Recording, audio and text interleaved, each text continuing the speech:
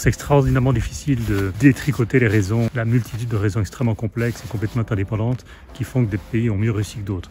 D'une manière générale, l'Asie a fait mieux que le reste du monde. Sans doute parce qu'ils étaient mieux préparés, en raison de l'expérience du SARS en 2003.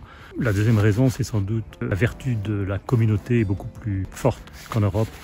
Et on le voit bien, à contrario, avec le cas des États-Unis, où les vertus de l'individualisme à tout prix font que beaucoup de personnes ne respectent pas les gestes barrières, par exemple. Pour l'Europe, c'est extraordinairement difficile. On le voit bien aujourd'hui. Durant la première vague, on disait la Suisse, l'Allemagne sont des exemples à suivre. On voit qu'aujourd'hui, ça n'est plus le cas. Mais la leçon, s'il fallait tirer une seule leçon de tout cela, c'est que mieux on est préparé à la pandémie, mieux on est en mesure d'y répondre. Et c'est une leçon de vie en général. Les scénarios de crise, ils sont multiples. On voit que la sortie de crise est imminente grâce au vaccin.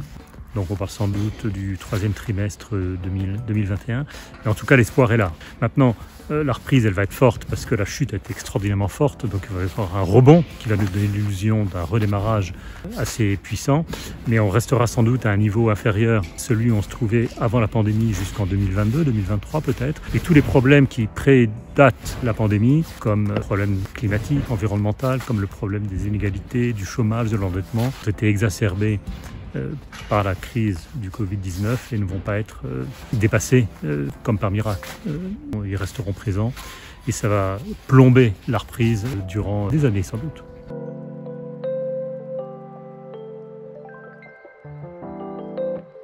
Le cœur de l'argument développé dans le bouquin que j'ai écrit avec Klaus Schwab, comme toutes les crises majeures existentielles, il faut tâcher d'en profiter, si je peux dire les choses aussi crûment. C'est l'expression en anglais « Never let a big crisis go to waste ». Profitons de la nécessité de mettre en place des mesures radicales pour aller dans le bon sens, pour mieux rebâtir. Quand on est rentré dans la crise, il y avait deux problèmes majeurs, structurels, auxquels faisait face l'économie mondiale. C'était premièrement la crise des inégalités et deuxièmement la crise environnementale.